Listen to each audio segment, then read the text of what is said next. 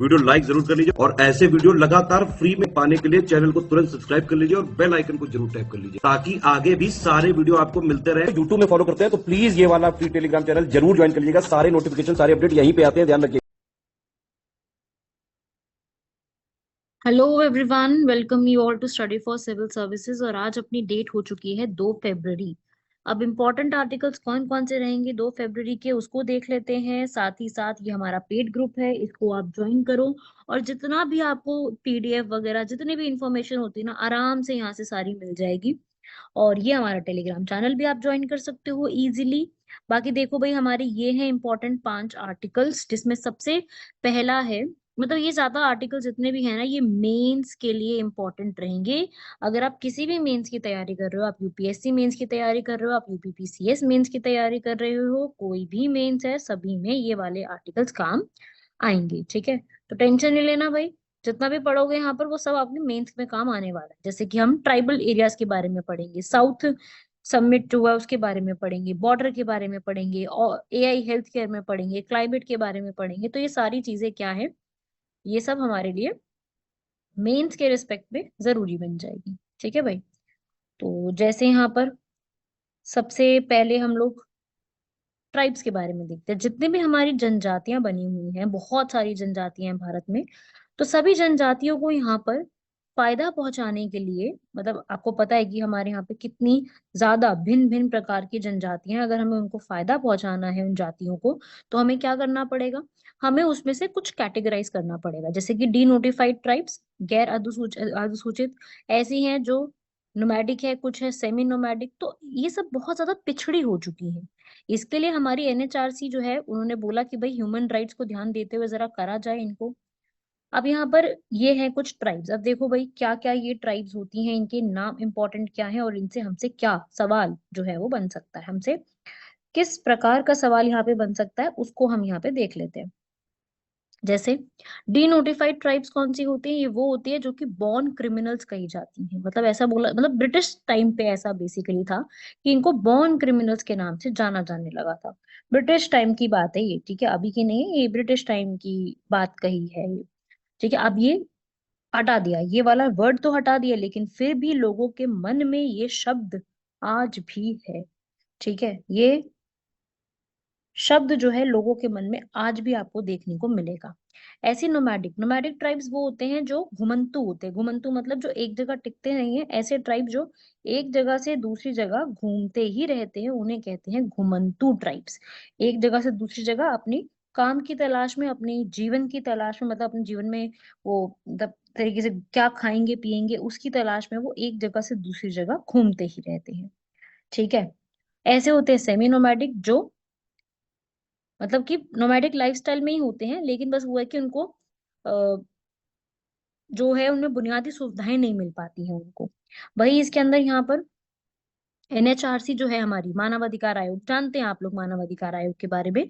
1993 में Paris agreement के बाद भारत में इसको स्थापित किया गया था। ये ह्यूमन राइट्स के ऊपर काम करता है। इन्होंने ही यहाँ पर इनके लिए चीजें बोली हैं कि भाई इनको यहाँ पर इम्प्रूव करने के लिए स्टेप्स लो, इनके लिए यहाँ पर कुछ ना कुछ चीजें करो, ताकि हम लोग इनको यहाँ पर बेटर बना सके, इनके लिए हम लोग यहाँ पर बेटर अपॉर्चुनिटी रख सकें। ऐसा इन्होंने यहाँ पर बोला है, समझ गए। अब यहाँ पर ऐसे ही एक था, आदतन अपराधी अधिनियम को हटा करके क्रिमिनल ट्राइब्स एक्ट लाया गया, ताकि हम लोग जो ये पिछड़े हुए जो जितने भी ट्राइबल पीपल है उनको थोड़ा सा बेटर अपॉर्चुनिटीज यहाँ पे दे सकें। ठीक है, एनएचआरसी ने भी बोला है भाई कि एक कमीशन है जिसका नाम है इदाते कमीशन या इडेट कमीशन। इडेट कमीशन ने यहाँ पर बोला है कि भाई इनके लिए, जो ये जनजातियां हैं, इनके लिए एक अलग से ध्यान में रखते हुए परमानेंट कमीशन बनाओ, ताकि इन पे आप पूरी तरीके से फोकस कर सको। ठीक है, तो ये चीज थी यहाँ पर। ठीक है, इन्होंने ही यहाँ पर बोला कि इनके लिए स्पेसिफिक पॉलिसीज बनाओ, और जो जो ये ट्राइब्स जो भी चुनौतियों का यहाँ पर सामना करते हैं उनको यहाँ पर लिखो, इनकी आइडेंटिफिकेशन करो, इनके चैलेंजेस को देखो, इनको बेसिक फैसिलिटीज प्रोवाइड करो, और जो है मतलब तैयारी करो इसके लिए। ठीक है ना, ऐसा जो है एनएचआरसी ने सजेशन दिए, जो कि बिल्कुल सही है, मतलब इसमें कुछ भी गलत नहीं, सारे सजेशन एकदम सही है। लेकिन वही है कि इसके अंदर यहाँ पर ना प्रॉपर तरीके से इसका इम्प्लीमेंटेशन नहीं हुआ। ठीक है, यहाँ पर क्या है कि फेडरल प्रिंसिपल्स बहुत ज्यादा प्रॉब्लमेटिक यहाँ पे आते हैं। ठीक है, तो यहाँ पे कुछ ना कुछ समस्याएं जो है वो आपको देखने को मिलेंगी। ठीक है, ये वाला पॉइंट एक्चुअली इसमें गलत आ गया, ये इसमें नहीं आएगा। ओके, ये वाला जो लाइन है पूरी इसके अंदर ये थोड़ी सी मिस्टेकन है, ये वाला एक्सप्लेनेशन इसका नहीं है। आपको बस डीनोटिफाइड ट्राइब्स तक ही ध्यान में रखना है। ये जो आगे है ये सेंटर स्टेट इश्यूज के ऊपर है, वो हम मतलब ये गलत यहाँ पे पब्लिश हो गया। ठीक है, मेन ये पावर ये चीज याद रखनी थी। ठीक है, तो ये फर्स्ट आर्टिकल था।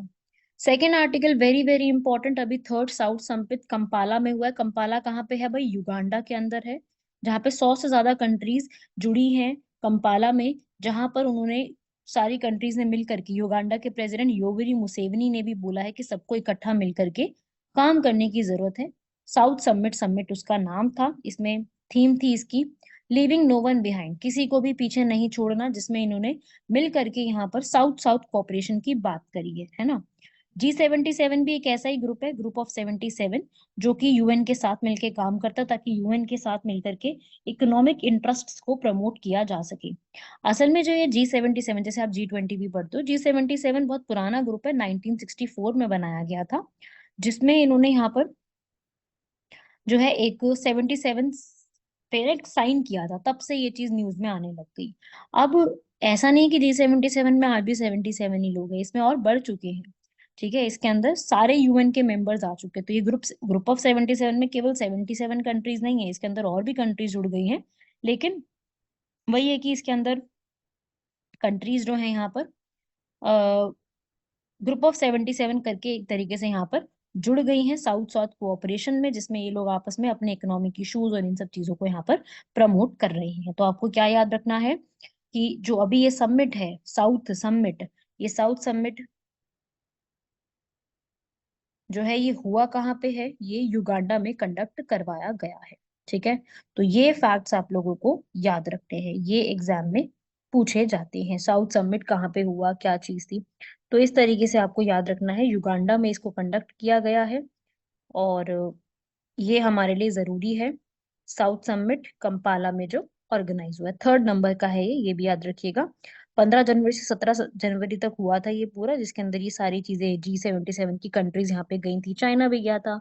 ठीक है, सो ये हमसे पूछा जा सकता है। ऐसे ही हमारा थर्ड आर्टिकल बॉर्डर ज्यूरिसडिक्शन, जो वो आपको मैं बता रही थी ना, पिछला वर्ष जो कंटेंट गलत छप गया था वो यहाँ का था, बॉर्डर ज्यूरिसडिक्शन का। देखो अब हुआ ये था कि जो हमारी एमएचए है, उन्होंने 2021 में ये बोला था कि बीएसएफ जो है, बॉर्डर सिक्योरिटी फोर्स, जो कि 1965 के वॉर के बाद, पाकिस्तान के वॉर के बाद बनाई गई थी, और इसका काम है पाकिस्तान और बांग्लादेश के बॉर्डर्स पे प्रोटेक्शन करना। ठीक है, जैसे फर्स्ट लाइन ऑफ डिफेंस के नाम से भी जाना जाता है, जो बांग्लादेश और पाकिस्तान के बॉर्डर पे तैनात है। हमारी एमएचए ने उनकी जो लिमिट है भाई, जहाँ पे वो पेट्रोलिंग कर सकते हैं, पेट्रोलिंग समझते हो, जहाँ पे वो आना जाना पूरा देखना, देखभाल करना, देख रेख करना, सब कुछ जो कर सकते हैं, वो असल में पहले 15 किलोमीटर हुआ करती थी इंटरनेशनल बॉर्डर पे। अब ये इंटरनेशनल बॉर्डर पे 15 किलोमीटर से बढ़ा करके 50 किलोमीटर कर दी गई थी। ठीक है, ये किया था 2021 में, और इस बात को अब चैलेंज किया है पंजाब की सरकार ने। उन्होंने ये बोला कि भाई, आप पब्लिक ऑर्डर और पुलिस पे कोई भी डिसीजन ले रही हो, ठीक है ले रहे हो, लेकिन आपने स्टेट से तो कंसल्ट ही नहीं किया ना। तो आप तो फेडरलिज्म, संघीय व्यवस्था को चुनौती दे दी जा रही है, फेडरलिज्म पे तो आपने कुछ भी यहाँ पर बात ही नहीं करी। तो ये है बीएसएफ। ठीक है, बॉर्डर सिक्योरिटी फोर्स जो है वो फर्स्ट लाइन ऑफ फोर्स, जो कि मैंने बताया था 25 बटालियन के साथ 1965 में शुरुआत की गई, ताकि हमारा बॉर्डर पाकिस्तान के साथ बचाया जा सके। फिर धीरे धीरे करके ये पंजाब, कश्मीर, नॉर्थ ईस्ट में भी धीरे धीरे बढ़ाई जाने लगी। इनका काम पीस और वॉर दोनों के समय होता है, trans border crime, smuggling, drugs, terrorism, सबको स्टॉप करना इनका काम है, और वहां पे पेट्रोलिंग करना करना ही करना है। ठीक है, बीएसएफ में सबसे ऊपर एक आईपीएस ऑफिसर होते हैं, जिसको डायरेक्टर जनरल कहते हैं, जिसमें 192 battalion, air wing, water wing, सब कुछ होता है। इनके बहुत सारे मल्टीपल ट्रेनिंग सेंटर्स हैं। ठीक है, वॉर और पीस की सिचुएशन में बहुत बढ़िया काम करते हैं, बहुत बढ़िया इनकी ट्रेनिंग चलती है। ठीक है, इन्होंने 1971 का जब हमारा ये पाकिस्तान के साथ वॉर था ना, बांग्लादेश लिबरेशन वॉर जो हुआ था, उसमें भी इन्होंने काफी मदद करी थी, और ऊपर से जब 1999 में वॉर था, तब भी इन्होंने कारगिल वॉर में भी मदद करी थी। तो ये था मेन जो मैं आपको बताना चाह रही थी। ठीक है, और ये था उसका आगे का कॉन्सेप्ट। ठीक है, तो ये बेसिक प्रॉब्लम आ रही है पाकिस्तान, सॉरी, पंजाब की सरकार का और और वेस्ट बंगाल की सरकार का कहना है कि आप 15 से 50 कर रहे हो, ठीक है, लेकिन ये तो फेडरलिज्म के अगेंस्ट जा रहे हो, क्योंकि पब्लिक ऑर्डर में आपको स्टेट से कंसेंट भी तो लेना पड़ेगा, स्टेट से भी तो पूछा-पाछी करनी पड़ेगी ना। तो ये चीज इन्होंने बोला है कि भाई आप ये कर रहे हो तो यहाँ पर आपने सारे बॉर्डर स्टेट्स पे करो ना, सारे बॉर्डर स्टेट्स पे आप कर रहे हो 15 से 50 किलोमीटर, तो आप स्टेट पुलिस की अथॉरिटी तो कम कर रहे हो और बीएसएफ की अथॉरिटी बढ़ा रहे हो, पैरामिलिट्री की बढ़ा रहे हो, ठीक है। और आर्टिकल 355 में यहाँ पर लिखा ही हुआ है कि सेंटर जो है कभी भी ऐसा काम कर सकता है, स्टेट जो है हमारी फोर्सेस को डिप्लॉय कर सकता है स्टेट के रिक्वेस्ट के बिना, तो ये बात है इसके अंदर, ये भी बात है कि वो कर सकता है। लेकिन यहाँ पर इन्होंने केस करा है तो हमारा फेडरलिज्म यहाँ पे काफी कम देखने को मिल रहा है। तो हम यही कह सकते हैं कि अगर ऐसी कभी भी चीजें होनी है तो स्टेट की परमिशन लेनी जरूरी है।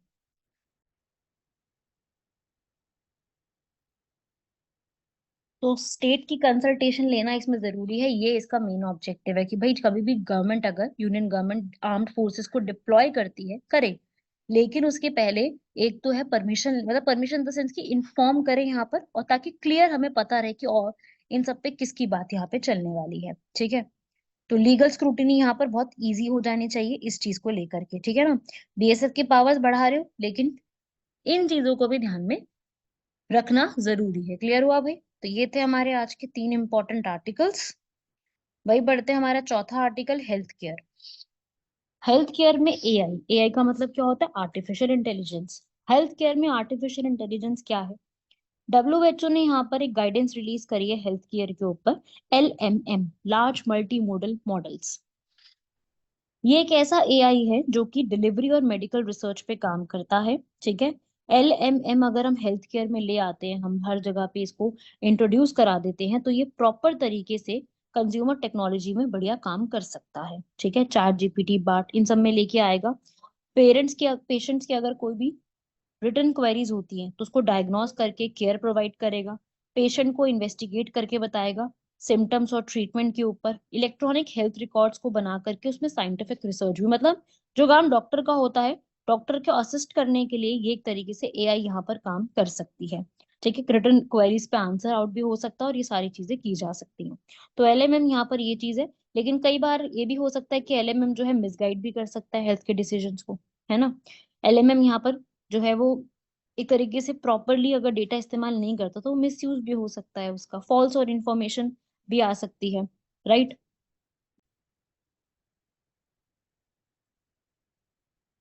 सो एलएमएम अगर हेल्थ केयर के मॉडल में आ जाता है तो उसमें थोड़ा साइबर सिक्योरिटी इशू होगा। तो गवर्नमेंट जो है जब भी इस तरीके से इन चीजों को इन्वेस्ट करे तो एथिकल प्रिंसिपल्स का ध्यान में रखते हुए यहाँ पर इसको रेगुलेटरी अथॉरिटी भी इसमें लेके आए, और प्रॉपरली एक रेगुलेटरी एजेंसी होनी चाहिए जो एलएमएम का किस टाइप से यूज करना है, कैसे है, एथिकल तरीके से वो यहाँ पर डिसाइड करके बताए।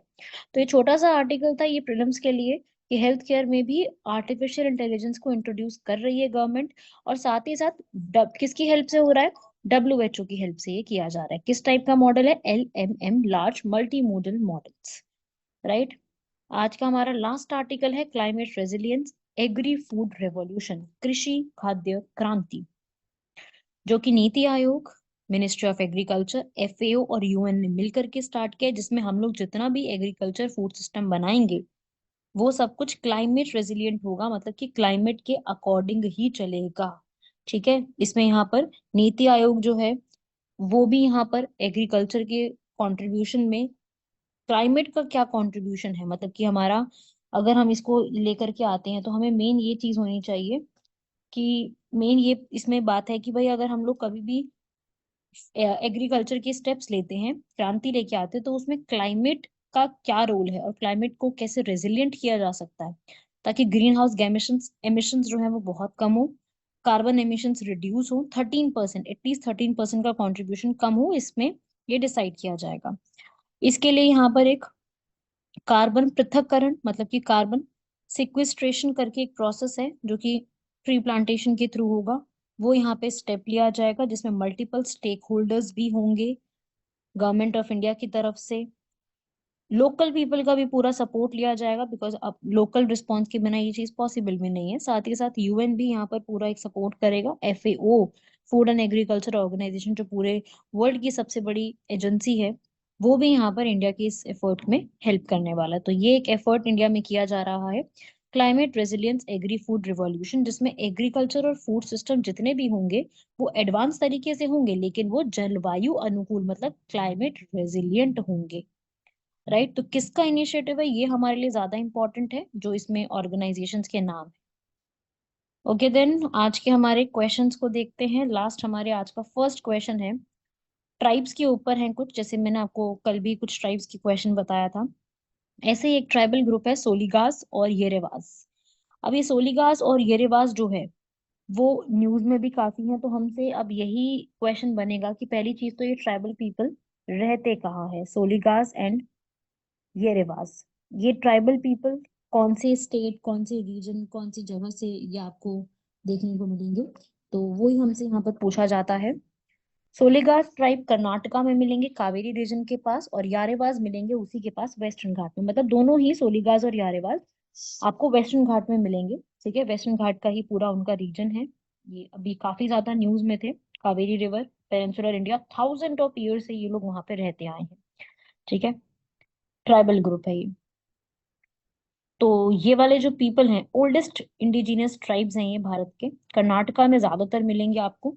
सोलिगा जो पीपल हैं, ये कौन सी लैंग्वेज बोलते हैं, शोलगा।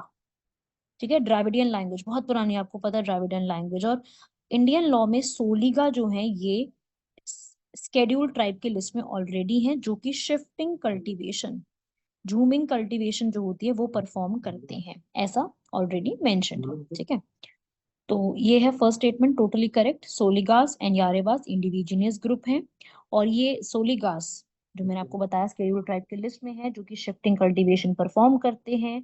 हनी, बैम्बू, लाइकन, काफी चीजें यहाँ पर ये ग्रो करते हैं। ठीक है, नेचर को बहुत फॉलो करते हैं, तो ये नेचरिज्म फॉलो करते हैं, और एनिमलिज्म काफी फॉलो करते हैं।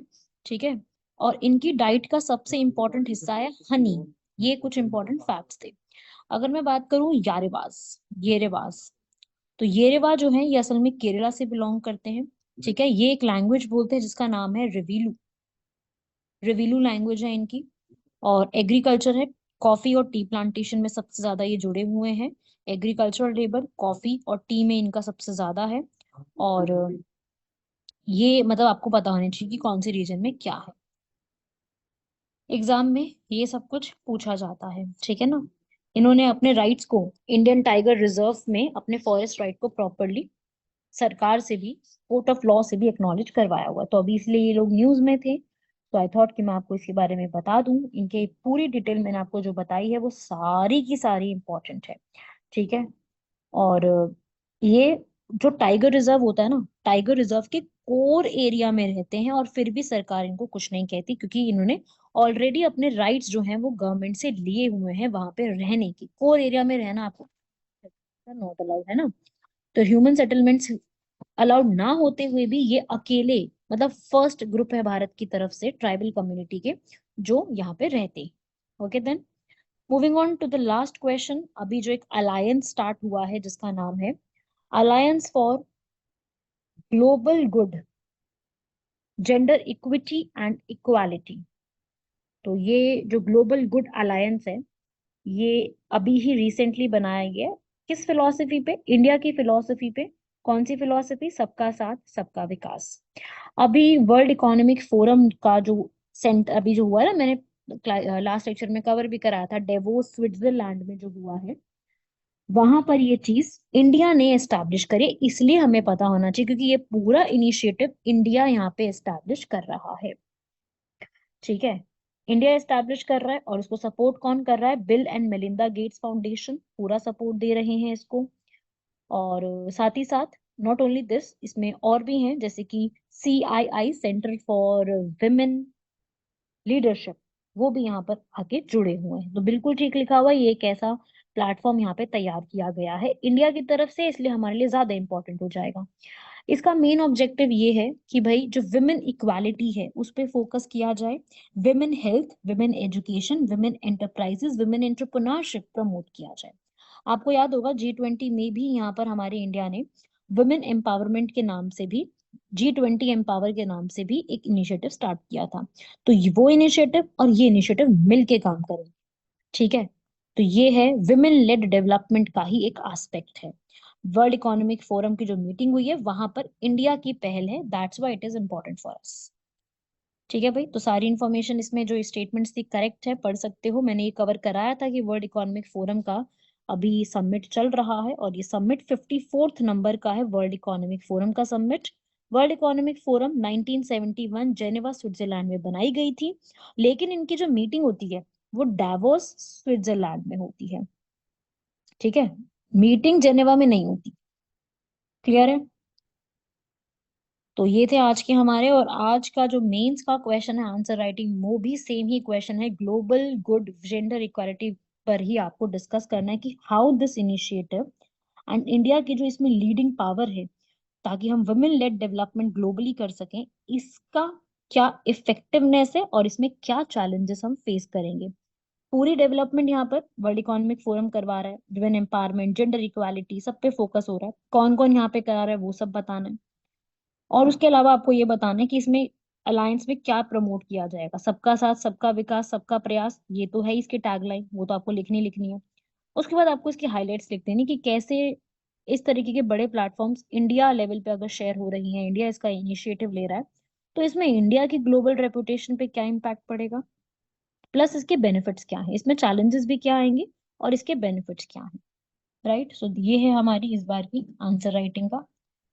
सो इन सबको आप कंप्लीट करेंगे। बाकी मिलते हैं आप सभी लोगों से नेक्स्ट लेक्चर में। और एक क्वेश्चन आप लोगों के लिए है, 2 फरवरी आज है, आज हम कौन सा डे मनाते हैं, what is the theme of today's day. आज कौन सा डे होता है, मतलब ये मत बोलना कि फ्राइडे होता है। आज मतलब हम लोग in the terms of history, in the terms of geography, in the terms of you can say environment, आज किस टाइप का डे हम सेलिब्रेट करते हैं, आज के दिन ऐसा क्या हुआ था वो आपको बताना है।